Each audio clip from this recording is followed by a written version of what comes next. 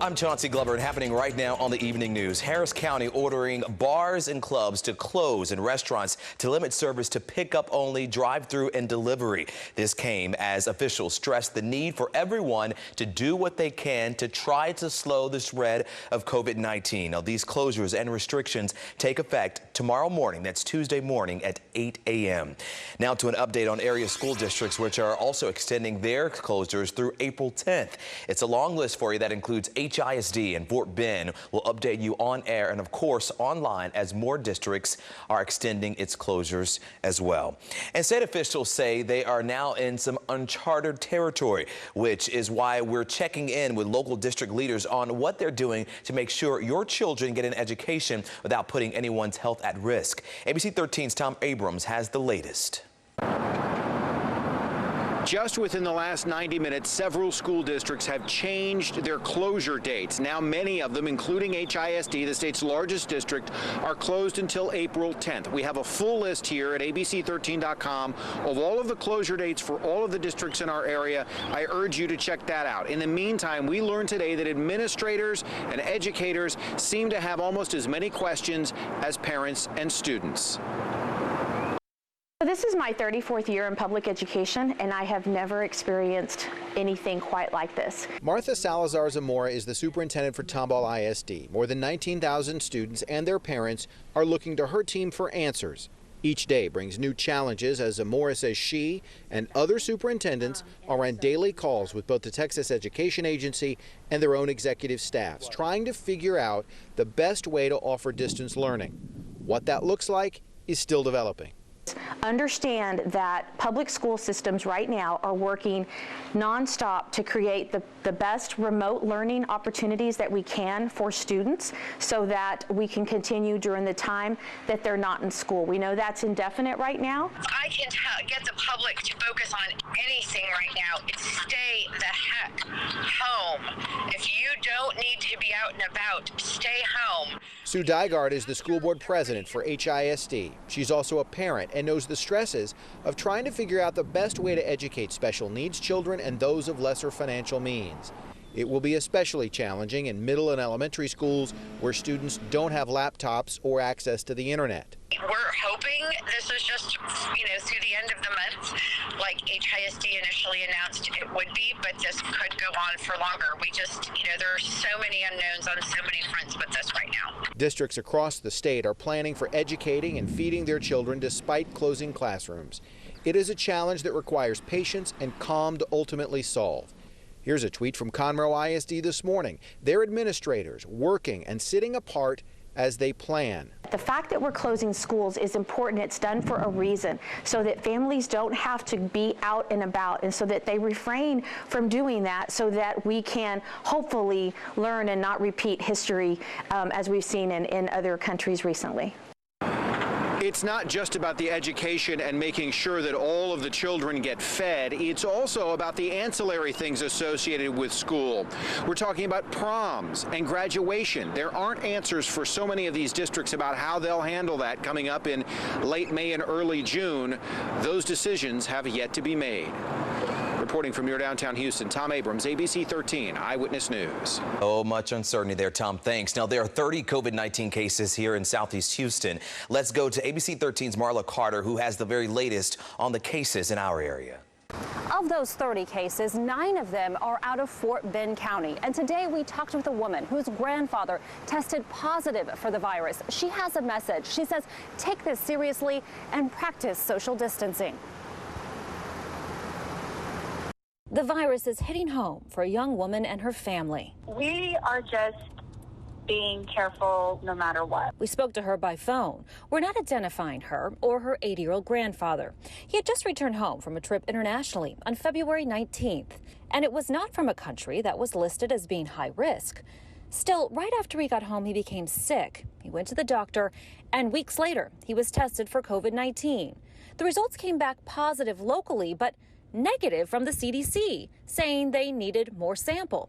Another test was done, and it came back just the opposite, negative locally, but positive on the CDC's test. It was just frustrating because the results kept changing from positive to negative, to positive again. And, you know, when we were told it was negative, we wouldn't have the precautions necessary. Like, we weren't wearing masks or gloves. We've reached out to the hospital where he was at and are waiting to learn more. It's unclear why the tests were inconsistent, but she says she hopes others can learn from what they experienced. Social distancing is absolutely not a joke right now. Even in cities where it seems like the virus is not spreading as quickly, the fact of the matter is we just don't know. On top of that, they're taking precautions. Everyone in my family, we are isolating ourselves. We've quarantined. As for her grandfather, he's out of the hospital, and they're asking for your thoughts and prayers. And now he has a long journey ahead of him, a long journey of recovery ahead of him. So if you can stay home, stay home. Marla Carter, ABC13 Eyewitness News. Marla, thanks. Now, as for testing here, last week, Governor Greg Abbott announced the first drive-through testing sites, the first of which popped up in San Antonio. But what about getting tested for COVID-19 here at home in Houston? ABC13's Deborah Wrigley is checking in with local officials. We've just learned that some of Houston's largest hospitals are now talking with the city this afternoon, continuing those discussions about that drive-through testing operation. We still don't know where it would be located, when it will open, but testing very much on people's minds. A lot of emphasis has been placed on testing for COVID-19 as a way to show the spread of the virus, to alert people who are infected and contagious. But in terms of treating for it at present, it involves managing the symptoms because it's a virus and can't be treated by antibiotics. If you come to my office and you tell me I have a fever and I have a cough, first of all, I should tell you, go home, stay home. But if I was to test you, it wouldn't modify how I manage you. Only if you are very sick and you come to the hospital, I mean, those are the ones that need to be tested. That puts healthcare workers at a premium during this pandemic. If they're exposed, they have to self-quarantine. That's why people are discouraged from going to ERs unannounced. There's also a shortage of protective gear like respirators for hospital staff, which is why Sheila Jackson Lee wants the government to intervene, including the military. Creating, if necessary, to complement hospitals, and that is what we call MASH units. I call them balloon hospitals if necessary. There's also a shortage of ventilators, for which she says the government should force more production to take care of those who do have more than symptoms of a cold, but for some, the serious effects of the COVID-19 virus. Deborah Wrigley, ABC 13 Eyewitness News. And for families across the nation, spring break is either extended or classes are just plain out canceled, all because of COVID-19 fears. ABC 13's Raven Ambers has some tips from a local mom blogger on how to keep your family entertained and healthy. Mamas have a tribe to stay calm. We're going to get through this. We've been through this.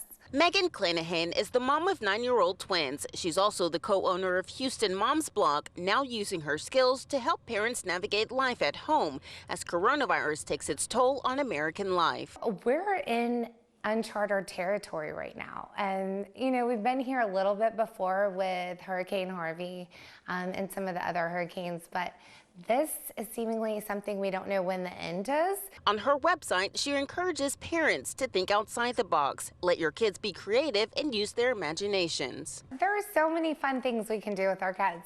We can make homemade Play-Doh. These things that we don't think of doing normally because it makes a mess and it's yucky and whatever. You know what? Just do it.